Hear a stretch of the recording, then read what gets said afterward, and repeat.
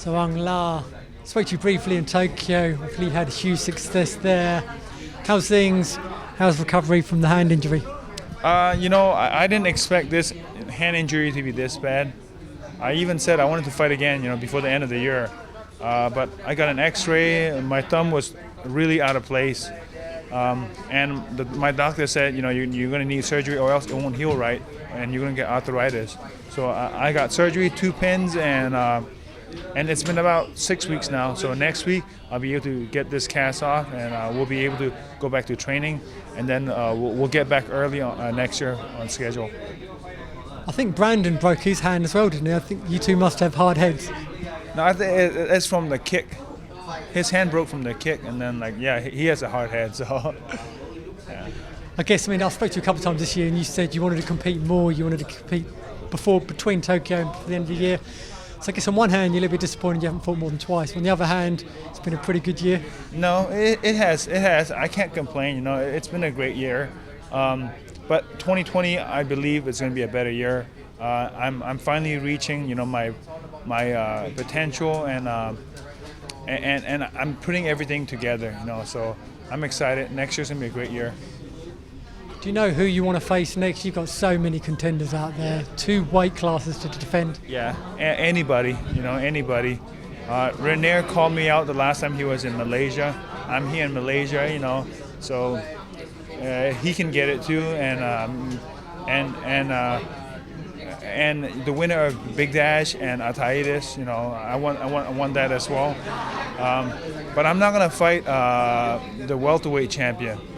Okay, he's not gonna get me unless he comes up and do a few matches in the middleweight division.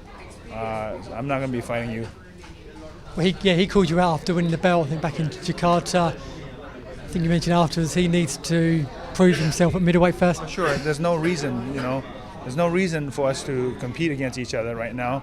He's got to defend his title, or you got to vacate that and move up. I'm going to defend both titles. The day I can't defend both titles is the day that, I'm done.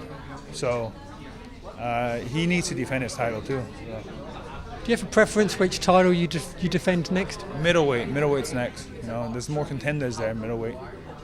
And you talked about wanting to compete here in Kuala Lumpur before. The next Kuala Lumpur card's in April. Is that maybe in your range of when you'd like to come back? Yes, that would be in range. I plan to stay active next year, very very active next year. So fingers crossed. April when they have a card here, I'll be on it. There's a lot of Burmese fans here. There's a lot of I heard there's 600,000 Burmese in Malaysia. So that's gonna be a lot of people. I hear you had a pretty cool welcome at the airport. Yeah, for sure. That was, Tial's tribe, the Chin tribe, coming to greet us, and it was super cool.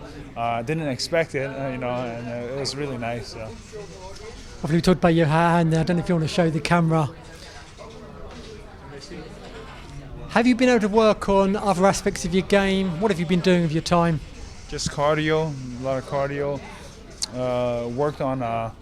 Worked on some core, exercises that doesn't involve hands. But other than that, the biggest thing is I was pretty active, the last 2 years. So I do have some nagging injuries, and they're all taken care of right now. So I'm very happy about that. So next year, when we start fresh, we're going to be good. So you're taking the positives out of it? Yep, for sure. Always positive. Always positive, outlook in life. So.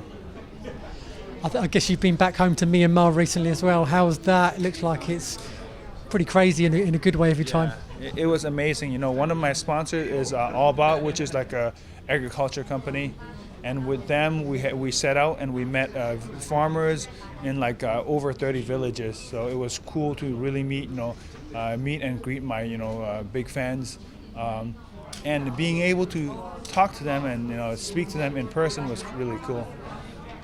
And lastly, you're here to support your friend the countryman Tial. How excited are you for his bout Friday night? Super excited. I'm probably more nervous than I would be on my own bout. So I'm excited. I know he's gonna do awesome. If he does everything that he trained for, it should be a great night for us. And is there any other bouts you're looking forward to Friday night? Pardon? Any other bouts you're particularly looking forward to Friday?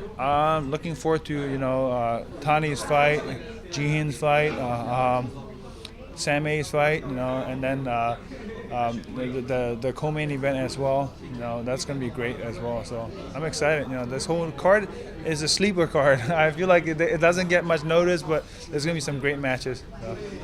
Lastly, how is it being part of a fight week and not competing? Obviously, you're used to gearing yourself up for fight night, whereas they say you've got a different type of nerves for your teammate. You're watching people maybe not eat as much. What are the good things and bad things? No, it's different. It's different, but it's not my first time. I was like that for Martin Nguyen as well, so it's nothing strange. And I've been cornering a lot of my other teammates as well, so this is nothing strange. But it's you got to put on a different hat. You're not the fighter anymore. You're the cornerman. You're the coach. So I put in the other hat, my second hat, and then I do what I have to do. I still have a big role to play.